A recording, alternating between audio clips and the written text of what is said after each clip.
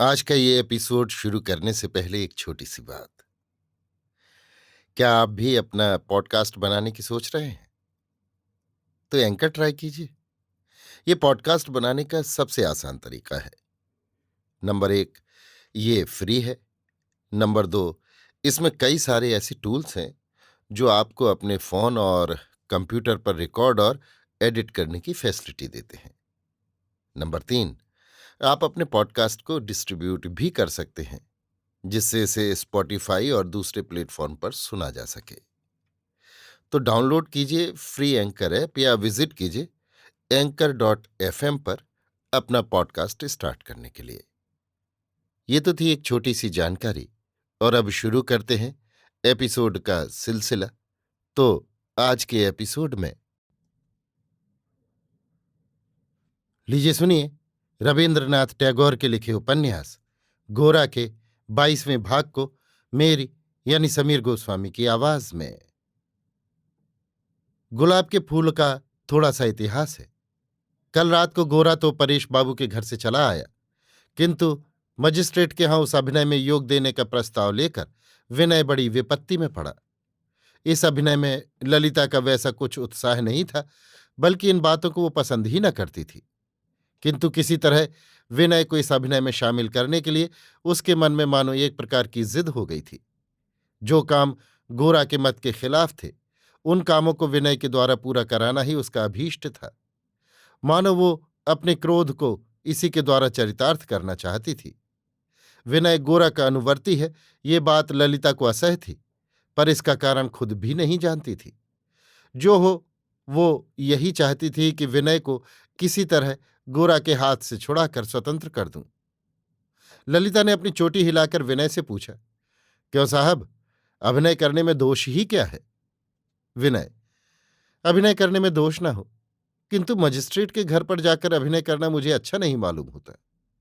ललिता, आप अपने मन की बात कहते हैं या और किसी के मन की?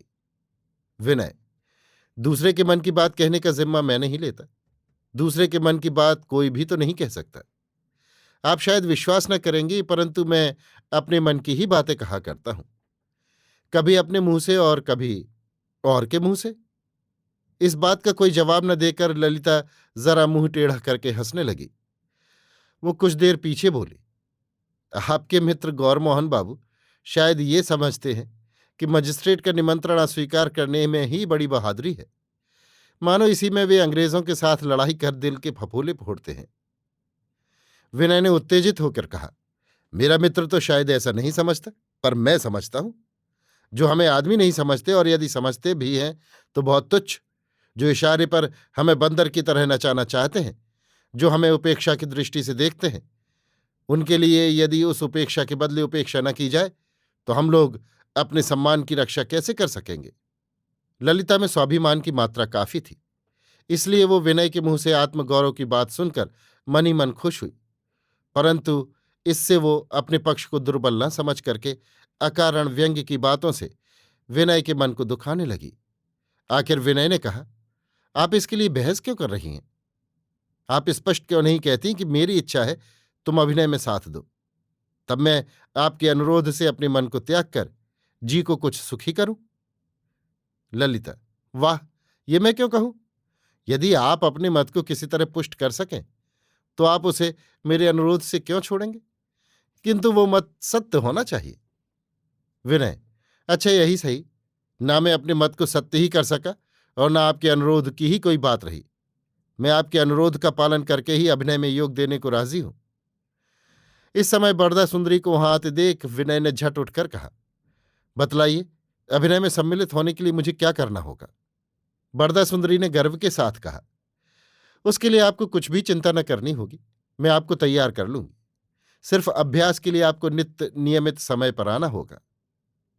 विनय, अच्छा तो आज जाता हूं। बरदा सुंदरी, आज क्या कहते हो? कुछ खाकर जाना।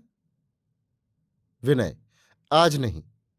बरदा सुंदरी, नहीं नहीं, ये ना होगा। विनय ने वहीं भोजन किया, किंतु और दिन की भांति आज उसके मुंह पर स्वाभाविक प्रसन्नता न थी। आज सुचरिता भी कुछ चिंतित हो एक ओर चुपचाप बैठी थी। ललिता के साथ विनय की बहस हो रही थी, तब वो बरामदे में टहल रही थी। आज की रात में बातें खूब न जमी। जाते समय विनय ने ललिता के उदासीन मुंह की ओर देखकर कहा, मैंने हार मानी तो भी आपको प्रसन्न न कर सका। ललिता सहज ही रोना नहीं जानती थी, किंतु आज उसकी आंखों से आंसू निकलना चाहते हैं। क्या हुआ है? आज वो अपनी बात पर आप ही सिर पीट पीट कर रोना चाहती है। वो बार बार इस प्रकार निरपराधी विनय बाबू को क्यों चुटीली बातें कहती है और आप कष्ट पाती है। विनय जब तक अभिनय में सम्मिलित होने को राजी न था, तब तक ललिता की जिद भी आसमान पर चढ़ी जाती थी, किंतु जब उसने स्वीकार कर लिया, तब ललिता का सब उत्साह मिट्टी में मिल गया। शामिल न होने के लिए जितनी युक्तियां थीं, सब उसके मन में प्रबल हो उठी। तब उसका मन व्यथित होकर कहने लगा, केवल मेरा अनुरोध रखने के लिए विनय बाबू का इस प्रकार राजी हो जाना उचित नहीं। अनुरोध अनुरोध क्यों मानेंगे? वे समझते हैं कि अनुरोध रखकर वे मेरे साथ भद्रता कर रहे हैं। ओह, उनकी ये भद्रता पाने के लिए मानो मेरा सिर दुख रहा है। किंतु इस तरह कोई स्पर्धा करने से कैसे बचेगा? निस्संदेह वो विनय को अभिनय दल में खींचने के लिए इतने दिनों से आग्रह दिखाती आई है। आज विनय ने सुशीलता को जगह देख उसका इतना बड़ा अनुरोध मान लिया है, इसलिए उस पर क्रोध करना भी अनुचित होगा। इस घटना से ललिता को अपने ऊपर घृणा और लज्जा हुई, जिसके स्वभावतः इतनी बड़ी होने का कोई कारण न था। और दिन उसका मन जब किसी तरह स्थिर होता था, तब वो सुचरिता के पास जाती थी, पर आज नहीं गई, और क्यों उसका हृदय विवश हो गया तथा उसकी आंखों से इस प्रकार सहसा आंसू गिरने लगे, इसका ठीक ठीक कारण वो खुद न समझ सकी। दूसरे दिन सवेरे सुधीर ने लावण्य को एक गुलदस्ता लाकर दिया था। उस गुलदस्ते में एक डाल में 2 अधखिले गुलाब के फूल थे। ललिता ने उस गुलदस्ते से उन्हें खोलकर रख लिया। लावण्य ने कहा, क्या किया? ललिता ने कहा, गुलदस्ते में अनेक फूल पत्तियों के बीच अच्छे फूल को बंधा देख कष्ट होता है। इस तरह एक ही रस्सी में सब भली बुरी चीजों को एक श्रेणी में जबरदस्ती बांधना मूर्खता है। ये कहकर ललिता ने सब फूलों को खोलकर उन्हें घर में इधर उधर जहां जो रखने योग्य था रख दिया। सिर्फ गुलाब के दोनों फूलों को लेकर वो चली गई। सतीश ने उसके हाथ में फूल देखकर कहा, बहन, ये फूल कहाँ मिले? ललिता ने उसका उत्तर न देकर पूछा, आज तू अपने दोस्त के घर न जाएगा? विनय की ओर अभी तक सतीश का ध्यान न था, किंतु उसके मुंह से विनय का नाम सुनते ही वो उछलकर बोला, हाँ, जाऊंगा क्यों नहीं। बस वो जाने के लिए आतुर हो उठा। ललिता ने उसका हाथ पकड़कर पूछा, वहां जाकर तू क्या करता है? सतीश ने संक्षेप में कहा, गपशप। ललिता, उन्होंने तुझको इतने चित्र दिए हैं, तू उन्हें क्या कुछ नहीं देता? विनय सतीश के लिए अंग्रेजी अखबारों और विज्ञापनों से अनेक तस्वीरें काट कर रखता था। सतीश ने एक फाइल बनाकर उसमें उन चित्रों को चिपकाना आरंभ किया था। इस प्रकार वो चित्रों से फाइल भरने के लिए इतना व्यग्र हो पड़ा कि अच्छी किताबों में चित्र देख उनमें से भी चित्र काट कर ले लेने के लिए उसका मन छटपटाता था। इस लोलुपता के अपराध में उसे कई बार अपनी बहनों के द्वारा विशेष दंड सहने पड़े हैं। संसार में दान के बदले दान देना भी एक जरूरी बात है। ये जानकर आज सतीश को बड़ी चिंता हुई। टूटे टीन के बक्स में उसकी जो कुछ निज की संपत्ति संचित है, उसमें ऐसी कोई चीज नहीं जिसे वो सहसा किसी को दे डाले। सतीश का चेहरा घबराया सा देखकर ललिता ने हंसकर धीरे से उसका गाल दबाकर कहा, ठहर ठहर, अब तुझे अधिक सोचना न होगा। यही दोनों गुलाब के फूल उन्हें देना। इतने सहज ही इस कठिन समस्या का हल होते देख वो प्रसन्न हो गया और बड़ी खुशी से दोनों फूल लेकर अपने मित्र का ऋण चुकाने चला। रास्ते में विनय के साथ उसकी भेंट हुई। सतीश दूर से ही उसे विनय बाबू कहकर पुकारता हुआ दौड़कर उसके पास पहुंचा और कुर्ते की जेब में फूल छिपाकर बोला, बतलाइए, मैं आपके लिए क्या लाया हूं। विनय के हार मान लेने पर उसने जेब में से दोनों फूल निकाल कर दिए। विनय ने कहा, वाह, बहुत ही बढ़िया फूल है, किंतु सतीश बाबू, ये तो तुम्हारे निज के नहीं है। चोरी का माल लेकर आखिर में कहीं पुलिस के हाथ न पकड़ा जाऊं। ये फूल उसके निज के हैं या नहीं, इस विषय में सतीश को कुछ धोखा हुआ। कुछ देर मन में सोचकर उसने कहा, हाँ जी, ये चोरी कैसे हुई? ललिता बहन ने मुझको दिए हैं आपको देने के लिए। इस बात का फैसला यहीं हो गया और विनय ने सांझ को उसके घर जाने का वादा करके सतीश को विदा कर दिया। कल रात को ललिता की कड़ी बातों से चोट खाकर विनय अब भी उसकी वेदना को भूल न सका था। विनय के साथ प्रायः किसी का विरोध नहीं होता, इसलिए वो किसी से इस प्रकार का तीव्र आघात पाने की आशंका भी नहीं रखता। इसके पहले वो ललिता को सुचरिता की अनुवर्तनी समझता था, किंतु अंकुश खाया हुआ हाथी जैसे अपने महावत को नहीं भूलता, कुछ दिन से वैसी ही दशा ललिता के संबंध में विनय की भी थी। किस तरह मैं ललिता को कुछ प्रसन्न करूं और शांति पाऊं, यही चिंता विनय के मन में प्रधान हो उठी। सांझ को परेश बाबू के घर से लौटकर आने के बाद सोते समय ललिता की कुटिल हास्य भरी जली कटी बातें एक एक कर उसके मन में उठती और उसकी नींद को तोड़ डालती थी। मैं छाया की भांति गोरा के पीछे लगा फिरता हूं, मैं गोरा का आज्ञाकारी हूं, मैं उसकी अनुमति के बिना स्वयं कुछ कर नहीं सकता। ये कहकर ललिता मेरा अपमान करती है, परंतु उसकी एक भी बात सच नहीं। विनय इसके विरुद्ध अनेक प्रकार की युक्तियां मन में एकत्र कर रखता था, किंतु वे सब युक्तियां उसके किसी काम न आती थी, क्योंकि ललिता तो स्पष्ट रूप से ये अभियोग उसके विरुद्ध लगाती न थी। इस बात के विषय में तर्क करने का अवकाश उसे न देती थी। मतलब ये कि विनय के पास जवाब देने को बहुत बातें रहने पर भी वो समय पर उनका व्यवहार न कर सकता था, जिससे उसके मन में क्षोभ और भी बढ़ जाता था। कल की रात जब उसने हार मानकर भी ललिता के मुंह पर प्रसन्नता न देखी, तब वो घर आकर बहुत घबरा गया और सोचने लगा कि क्या सचमुच ही मैं इतनी बड़ी अवज्ञा का पात्र हूं। इसी से विनय ने जब सतीश से सुना कि ललिता ही ने सतीश के हाथ उसके लिए गुलाब के फूल भेज दिए हैं, तब वो मारे खुशी के उछल पड़ा। उसने सोचा, अभिनय में सम्मिलित होने को राजी हो जाने से संधि के चिन्ह स्वरूप गुलाब के फूल ललिता ने प्रसन्न होकर दिए हैं। पहले उसके मन में आया कि ये दोनों फूल अपने घर में रखावे। पीछे उसने सोचा, नहीं, ये शांति सूचक मां के पैरों पर चढ़ाकर उन्हें पवित्र कर लेना चाहिए। उस दिन सांझ को विनय जब परेश बाबू के घर गया, तब सतीश ललिता के पास बैठकर स्कूल का पाठ याद कर रहा था। विनय ने ललिता से कहा, युद्ध का रंग लाल होता है, इसलिए संधि का फूल सफेद होना चाहिए था। ललिता इस बात का अर्थ न समझ विनय के मुंह की ओर देखने लगी।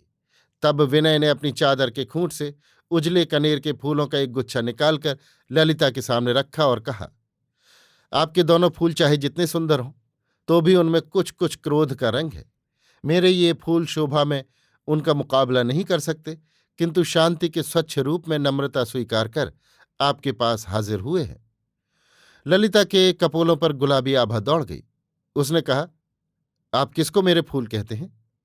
विनय ने कुछ ठिठक कर कहा, तब मेरी भूल है, मुझे धोखा हुआ। सतीश बाबू, तुमने किसके फूल किसको दे दिए? सतीश जोर से बोल उठा, वाह, ललिता बहन ने देने को कहा था। विनय, किसे देने को कहा था?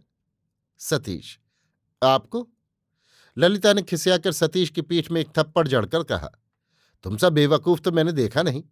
विनय बाबू के दिए हुए चित्रों के बदले तू ही ना फूल देना चाहता था। सतीश हतबुद्धि होकर बोला, हां, उसी के बदले में तो दे आया था, किंतु तुम ही ने मुझसे फूल देने को कहा था ना।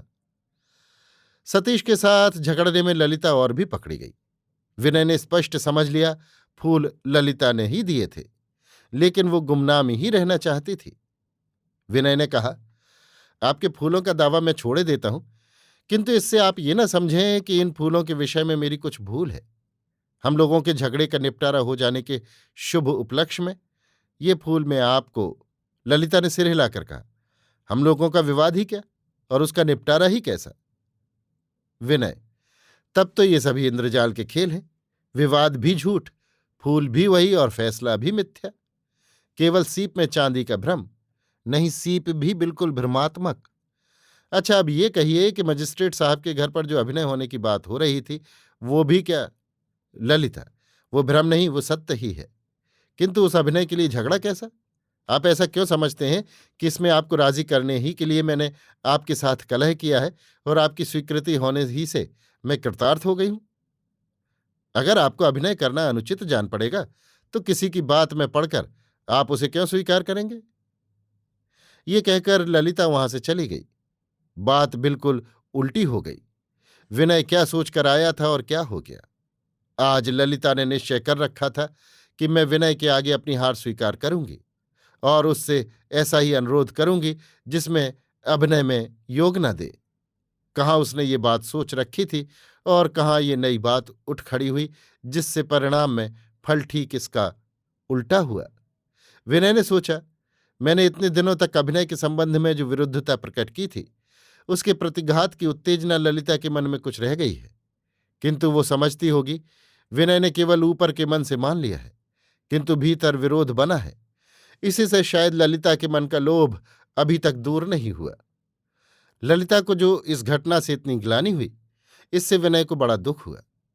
उसने मन ही मन निश्चय किया कि अब मैं इस विषय में परिहास बुद्धि से कोई आलोचना न करूंगा और ऐसी निष्ठा और निपुणता के साथ इस काम को करूंगा कि कोई मुझ पर उदासीनता का दोष आरोपित न कर सकेगा। सुचरिता आज सवेरे से ही अपने सोने के कमरे में अकेली बैठकर एक ईसाई धर्म ग्रंथ पढ़ने की चेष्टा कर रही थी। आज अभी तक वो अपने सवेरे के नियमित काम नहीं कर सकी। घर का कोई काम करने की आज उसे इच्छा नहीं होती। पुस्तक पढ़ने में भी उसका जी नहीं लगता। पढ़ते पढ़ते उसका ध्यान किसी दूसरी ओर चला जाता था और वो क्या पढ़ गई है ये उसकी समझ में न आता था। फिर वो पाठ के टूटे हुए सूत्र को पुनरावृत्ति से जोड़ती और चंचलता के कारण अपने मन पर कुढ़ती थी। एक बार दूर से कंठस्वर सुनकर उसे मालूम हुआ कि विनय बाबू आए हैं। तब वो चौंक उठी और झट हाथ से किताब रखकर बाहर जाने के लिए व्याकुल हो गई। अपनी इस चंचलता से अपने ऊपर क्रुद्ध होकर सुचरिता फिर किताब हाथ में ले कुर्सी पर बैठ गई। विनय की बोली कहीं सुन न पड़े, इसलिए वो दोनों कान बंद करके पढ़ने लगी। इसी समय ललिता कमरे में आई। सुचरिता उसके चेहरे की ओर देखकर बोली, तुझे क्या हुआ है री? ललिता ने बड़े जोर से सिर हिलाकर कहा, कुछ नहीं। सुचरिता ने पूछा, कहाँ थी? ललिता ने कहा, विनय बाबू आए हैं, वो शायद तुमसे बात करना चाहते हैं। विनय बाबू के साथ और भी कोई आया है या नहीं, ये प्रश्न सुचरिता आज किसी तरह नहीं पूछ सकी। और कोई आया होता तो निश्चय ही ललिता उसका भी उल्लेख करती, किंतु फिर भी मन निसंशय न हो सका और अपने को दमन करने की चेष्टा न करके घर आए अतिथि के प्रति कर्तव्य का ध्यान करके वो बाहर के कमरे की तरफ चली। ललिता से उसने पूछा, तू नहीं जाएगी? ललिता ने कुछ अधीर होकर कहा, तुम जाओ ना, मैं पीछे आऊंगी। सुचरिता ने बाहर के कमरे में जाकर देखा, विनय सतीश से बात कर रहा था। सुचरिता ने कहा, बाबा बाहर गए हैं, अभी आ जाएंगे। माँ आपके उस अभिनय की कविता याद कराने के लिए लावण्य और लीला को लेकर मास्टर साहब के घर गई हैं। ललिता किसी तरह नहीं गई। माँ कह गई हैं आप आए तो आपको बिठा रखा जाए, आपकी आज परीक्षा होगी। विनय ने पूछा, आप इसमें नहीं हैं? सुचरिता ने कहा, सभी अभिनेता हो जाएं तो दुनिया में दर्शक कौन होगा। बरदा सुंदरी सुचरिता को इन सब मामलों में यथासंभव अलग ही रखती थी, इसीलिए उसे अपने गुण दिखाने के लिए इस बार भी नहीं बुलाया गया था। और दिनों इन दोनों व्यक्तियों के एकत्र होने पर बातों का अभाव नहीं होता था। आज दोनों ओर ही ऐसा विघ्न हुआ था कि बातचीत किसी तरह जमी ही नहीं। सुचरिता गोरा की चर्चा न उठाने का प्रण करके आई थी और विनय भी पहले की भांति सहज भाव से गोरा की बात नहीं कर सका। उसे ललिता और शायद घर के सभी लोग गोरा का एक क्षुद्र उपग्रह भर समझते हैं, ये सोचकर गोरा की चर्चा उठाने की उसे झिझक हो रही थी। ऐसा कितनी ही बार हुआ है कि विनय पहले आया है और गोरा उसके पीछे। आज भी ऐसा हो सकता है, ये सोचकर सुचरिता रह रहकर चकित हो उठती थी। गोरा पीछे आ न जाए, यही उसका भय था और न आने की आशंका भी उसे कष्ट दे रही थी। विनय के साथ ऊपर के मन से दो चार बातें होने के बाद सुचरिता मन को छिपाने का और कोई उपाय न देख सतीश की चित्र संग्रह फाइल लेकर उसके साथ चित्रों के संबंध में आलोचना करने लगी।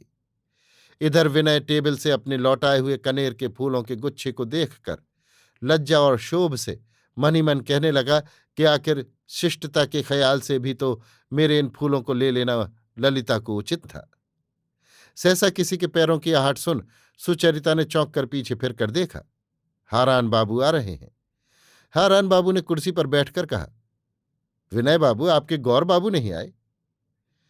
विनय ने हारान बाबू के ऐसे अनावश्यक प्रश्न से रुष्ट होकर कहा, क्यों, उनसे कोई काम है?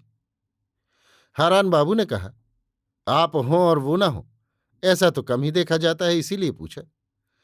विनय को मन में बड़ा क्रोध हुआ, परंतु अपने क्रोध को दबाकर कहा, वे कलकत्ते में नहीं हैं। हारान, तो क्या धर्म का प्रचार करने गए हैं?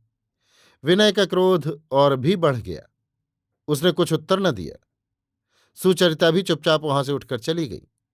हारान बाबू झट उसके पीछे पीछे गए, किंतु वो बढ़ गई। जब वो उसे न पा सके तब दूर से पुकार कर कहा, सुचरिता ठहरो, तुमसे कुछ कहना है। आज मेरी तबीयत ठीक नहीं है। ये कहते हुए सुचरिता ने शयनागार में जाकर भीतर से किवाड़ लगा लिए। इसी समय बरदा सुंदरी आकर जब अभिनय की तालीम देने के लिए विनय को बुलाकर दूसरे कमरे में ले गई, तब कुछ ही देर बाद अकस्मात वे फूल टेबल पर से गायब हो गए। उस रात में ललिता भी बरदा सुंदरी के अभिनय के अखाड़े में दिखाई न दी, और सुचरिता ईसाई मत की एक पुस्तक अपनी गोद में रखे चिराग को घर के एक कोने में छिपाकर बड़ी रात तक द्वार के समीप बैठकर अंधेरी रात की ओर गाल पर हाथ दिए देखती रही। उसके आगे मानो कोई अपरिचित अपूर्व स्थान मृग तृष्णा की तरह दिखाई दिया था। इतने दिन तक जीवन में जो बातें जानी सुनी हैं, उनके साथ उस स्थान के किसी अंश का चिरविच्छेद है। इसलिए वहां के झरोखों में जो रोशनी हो रही है, वो घोर अंधेरी रात की नक्षत्रमाला की भांति सुदूरवर्ती होने का कौतुक दिखा मन को सशंकित कर रही है। इस अपूर्व दृश्य को देख उसके मन में आया कि मेरा जीवन तुच्छ है। इतने दिनों तक जिसे सच माना है वो संदिग्ध हो गया है, और जो नित्य का व्यवहार करती आती हूं वो अर्थहीन है। अब यहां पहुंचकर शायद ज्ञान का पूर्ण लाभ होने और कर्म के उच्च होने से मैं जीवन को सार्थक कर सकूं। इस अपूर्व अपरिचित भयंकर स्थान के अज्ञात सिंह दरवाजे के सामने किसने मुझे लाकर खड़ा कर दिया है? क्यों मेरा हृदय इस तरह कांप रहा है? क्यों मेरे पैर उस ओर आगे बढ़कर फिर इस प्रकार स्तब्ध हो रहे हैं? अभी आप सुन रहे थे रविन्द्रनाथ टैगोर के लिखे उपन्यास गोरा के 22वें भाग को मेरी यानी समीर गोस्वामी की आवाज में।